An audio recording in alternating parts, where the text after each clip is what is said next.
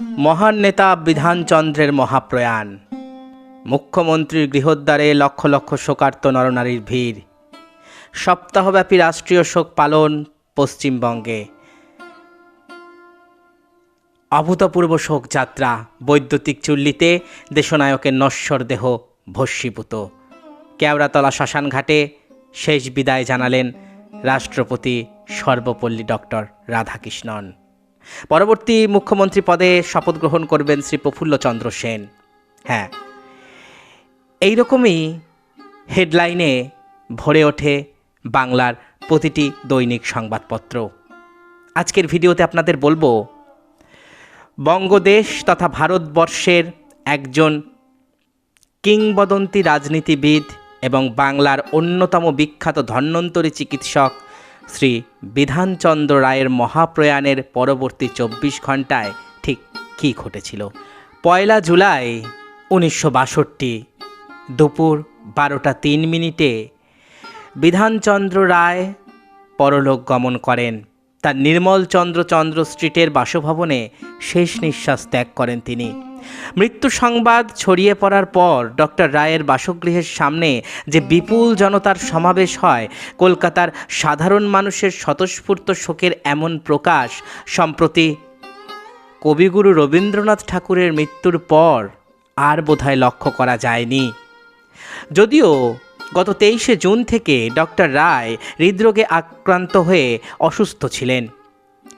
যদিও তার অন্তরঙ্গ মহল জানতেন তার এই রোগ গুরুতর ধরনের, কিন্তু কেউ কল্পনা করতে পারেননি যে বিধানচন্দ্র রায় মারা যাবেন, যিনি গত প্রায় অর্ধ শতাব্দী কাল জাতীয় জীবনের নানা ক্ষেত্রে বিচরণ করেছেন।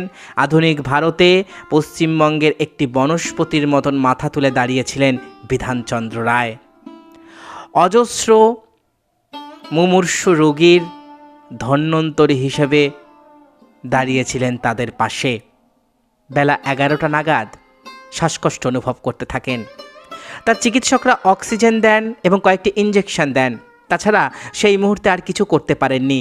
মৃত্যুকালে তার শয্যার পাশে তার দুজন চিকিৎসক ডক্টর জে.সি. গুপ্ত এবং ডক্টর অমরনাথ মুখোপাধ্যায়, তার ভ্রাতুষ্পুত্র সুবিমল রায় এবং তার স্ত্রী, কেন্দ্রীয় আইনমন্ত্রী শ্রী অশোক কুমার সেন, শ্রী ধীরেন্দ্রনাথ দে এবং তার দীর্ঘকালের সঙ্গী লালমোহন উপস্থিত ছিল।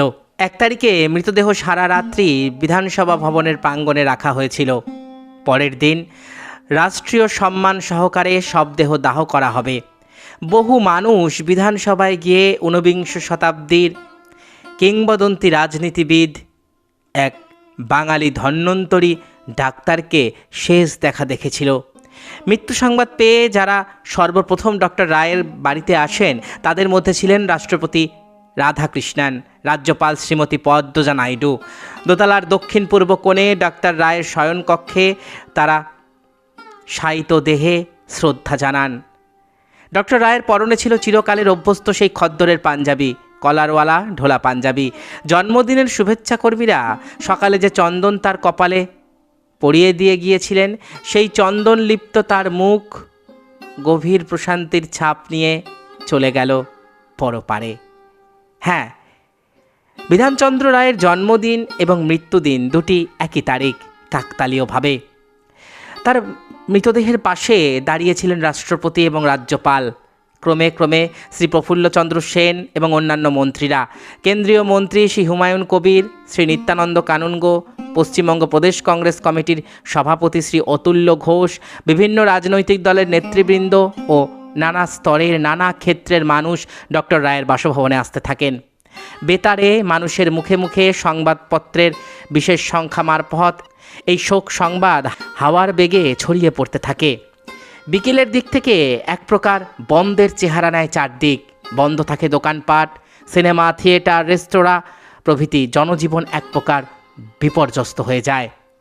শোক প্রকাশে শহরে রাষ্ট্রপতির সমস্ত অনুষ্ঠান বাতিল করা হয়। সকালে কর্পোরেশন কর্তৃক আয়োজিত নাগরিক সম্বর্ধনা অনুষ্ঠান ছাড়া আর কোনো অনুষ্ঠানেই যোগ দেননি রাষ্ট্রপতি। যে সকল অনুষ্ঠান বাতিল করা হয় সেগুলির মধ্যে কলকাতা হাইকোর্টের শতবার্ষিকী উৎসব অন্যতম।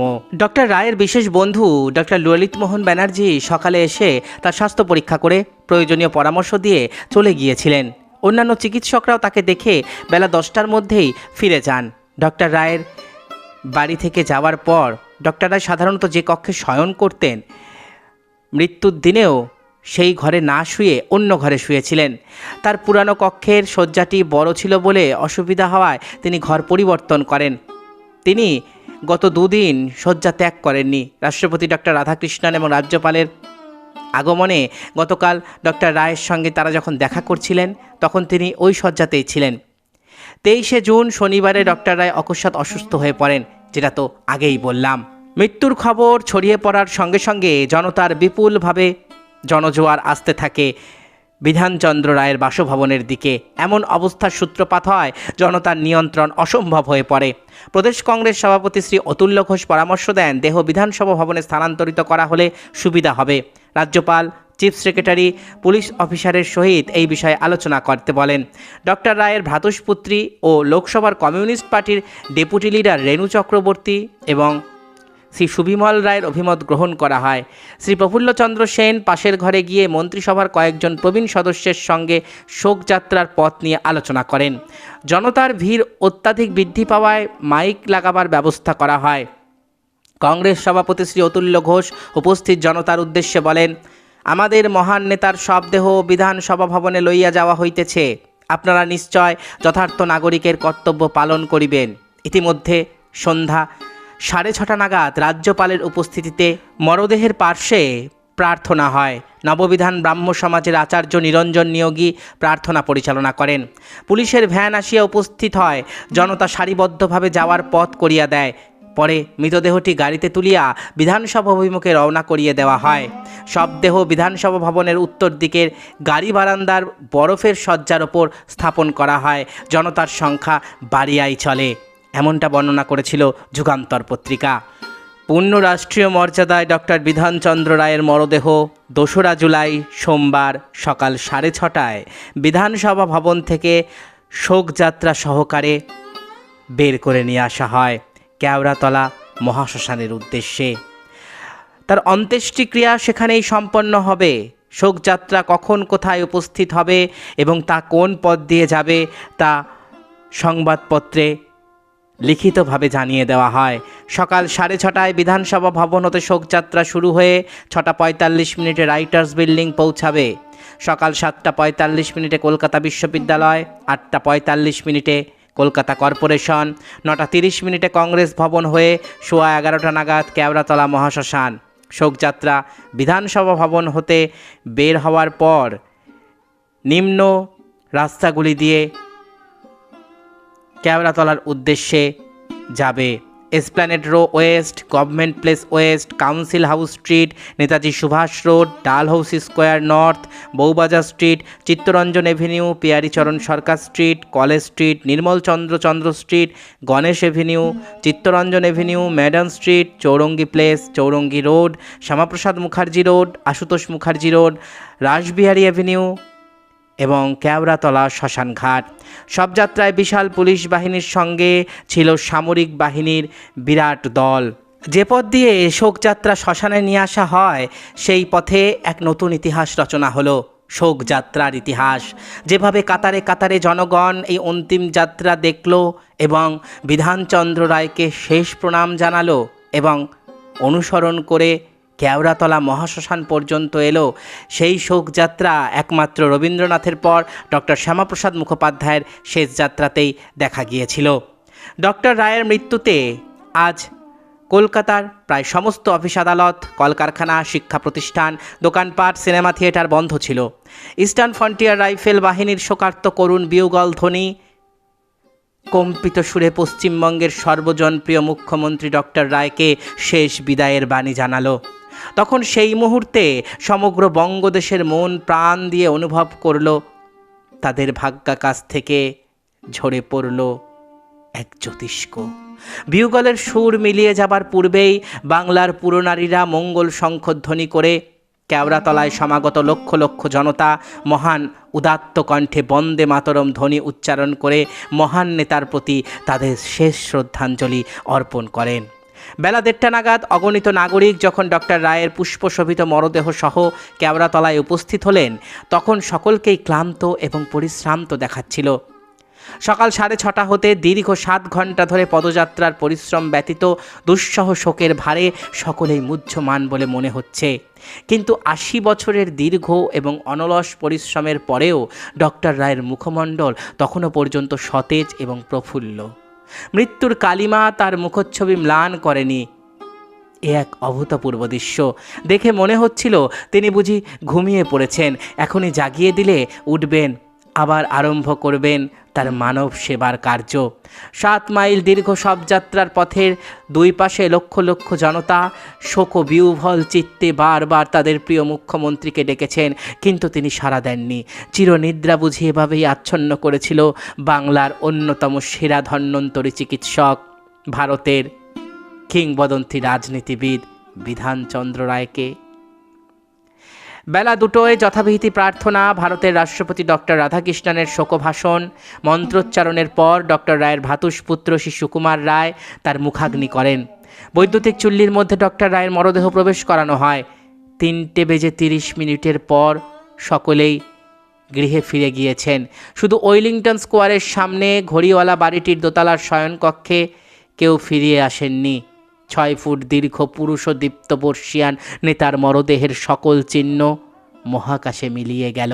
কেওড়াতলা মহাশ্মশানে উপস্থিত ছিলেন ভারতের তৎকালীন রাষ্ট্রপতি ডক্টর সর্বপল্লী রাধাকৃষ্ণন, পশ্চিমবঙ্গের তৎকালীন রাজ্যপাল পদ্মজা নাইডু, কেন্দ্রীয় সাংস্কৃতিক দপ্তরের মন্ত্রী, কেন্দ্রীয় প্রতিরক্ষা মন্ত্রী, বিহারের মুখ্যমন্ত্রী প্রভৃতি বিশিষ্ট ব্যক্তিবর্গ এবং রাজ্য সরকারের আমলা, মন্ত্রী, বিভিন্ন বিশিষ্ট ব্যক্তিজন তো আছেই। বেলা প্রায় 1:26 সময় শবদেহ উপস্থিত হয় কেওড়াতলা মহাশ্মশানে। পুলিশ জনতাকে মহীশূর উদ্যানের ভিতরে আসতে দেন না। বিরাট জনতার কলরোল, বন্দে মাতরম ধ্বনি দিতে থাকে। তখন ইস্টার্ন ফ্রন্টিয়ার রাইফেল বাহিনীর ফায়ারিং পার্টি 3বার বন্দুকের ফাঁকা আওয়াজ করে অভিবাদন জ্ঞাপন করেন। ডক্টর রায়ের ভ্রাতুষ্পুত্রী শ্রীযুক্তা রেণু চক্রবর্তী এবং অন্যান্য কয়েকজন ব্রহ্মসঙ্গীত গান। ভারতের রাষ্ট্রপতি ডক্টর রাধাকৃষ্ণনের সংক্ষিপ্ত শোকভাষণের পর ডক্টর সতী চ্যাটার্জির প্রার্থনা অনুষ্ঠান পরিচালনা করেন। ডক্টর রায়ের জ্যেষ্ঠ ভ্রাতার পত্নী এবং অন্যান্য কয়েকজন আরেকটি ব্রাহ্মসঙ্গীত গাইবার পর ইস্টার্ন ফ্রন্টিয়ার রাইফেল বাহিনীর বিউগল ধ্বনি আকাশ বাতাসকে শোকে আরও করুণ করে তুলেছিল তাদের সুরের মূর্ছনায়। শ্বেত পদ্মের বিছানার ওপর ডক্টর রায়কে শয়ন করানো হয়, সঙ্গে প্রতীক হিসাবে চন্দন কাঠ রাখা হয়। ডক্টর রায়ের ভ্রাতুষ্পুত্র শ্রী সুকুমার রায় মুখাগ্নি করবার সাথে সাথে সৈন্যবাহিনী কালো কাপড় জড়ানো ব্যান্ডের ওপর সব শেষের সুরটি বাজাতে শুরু করেন। তারপর ঠিক বেলা 2টোর সময় ডক্টর রায়ের মরদেহ বৈদ্যুতিক চুল্লির মধ্যে নামিয়ে দেওয়া হয়। মৃতদেহ বৈদ্যুতিক চুল্লিতে নামিয়ে দেওয়ার সাথে সাথে পরলোকগত মুখ্যমন্ত্রীর আত্মীয় স্বজন ক্রন্দন করতে থাকেন। কে কাকে সান্ত্বনা দেবে? সকলেরই যেন পরম আত্মীয় বিয়োগ হয়েছে। পশ্চিমবঙ্গ মন্ত্রিমণ্ডলীর অনেকেই শোকে অভিভূত অবস্থায় মাথায় হাত দিয়ে বসে থাকেন শ্মশান প্রাঙ্গণে। 3:30 নাগাদ দাহকার্য সম্পূর্ণ হয়। আদিগঙ্গায় পুতাস্থি বিসর্জন করা হয়। পুতাস্থির কিছু অংশ সংরক্ষিতও করা হয়েছিল। শ্মশানে উল্লেখযোগ্য উপস্থিতি ছিল ডক্টর সর্বপল্লী রাধাকৃষ্ণন এবং পশ্চিমবঙ্গের রাজ্যপাল শ্রীমতী পদ্মজা নাইডুর। ডক্টর বিধানচন্দ্র রায়ের পরলোক গমনের বিষয়টিকে দৈনিক বসুমতী বর্ণনা করেছিল 81তম জন্মদিনে কর্মময় জীবনের অবসান। শোকাচ্ছন্ন কলকাতায় শেষ দর্শনার্থী জনতার ভিড়ে 50 জনের সংজ্ঞালোপ। দর্শনার্থীদের সুবিধার জন্য মৃতদেহ বিধানসভা ভবনে স্থানান্তরিত। জাতীয় পতাকা অর্ধনমিত, দোকানপাট, সিনেমা থিয়েটার প্রভৃতি বন্ধ। পশ্চিমবঙ্গে 7 দিন ব্যাপী রাষ্ট্রীয় শোক।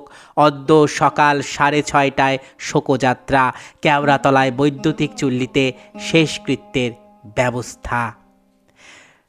জওহরলাল নেহেরু শোক প্রকাশ করে জানিয়েছিলেন, বিরাট বলদৃপ্ত কীর্তিমান মহান নেতার মৃত্যুতে শোকাভিভূত হইয়াছি। ডক্টর রায়ের মৃত্যুতে প্রধানমন্ত্রী শ্রী নেহেরুর গভীর শোকোচ্ছ্বাস। বাংলার মুকুটহীন রাজা, স্বাধীনতা সংগ্রামের একান্ত সৈনিক, দেশবরেণ্য নেতার তিরোধানে সমগ্র ভারতের অপূরণীয় ক্ষতি। সর্বভারতীয় কংগ্রেস নেতৃবৃন্দের শ্রদ্ধাঞ্জলি। ভারতের সর্বত্র জাতীয় পতাকা অর্ধনমিত। এতক্ষণ আপনারা শুনলেন বাংলা তথা ভারতবর্ষের অন্যতম খ্যাতনামা রাজনীতিবিদ এবং ধন্বন্তরী চিকিৎসক বিধানচন্দ্র রায়ের মৃত্যুর পরবর্তী 24 ঘন্টার কিছু ঘটনাপঞ্জি। আশা করি ভিডিওটি আপনাদের ভালো লেগেছে। আমার চ্যানেলের ভিডিওগুলো যদি আপনাদের ভালো লাগে তাহলে অবশ্যই চ্যানেলটি সাবস্ক্রাইব করুন, পাশে থাকা বেল আইকনটি ক্লিক করে দিন যাতে পরবর্তী ভিডিও নোটিফিকেশান খুব তাড়াতাড়ি আপনাদের কাছে পৌঁছে যায়। আজকের মতো এখানেই শেষ করছি, দেখা হবে আবার পরের ভিডিওতে। ভালো থাকবেন সবাই, নমস্কার।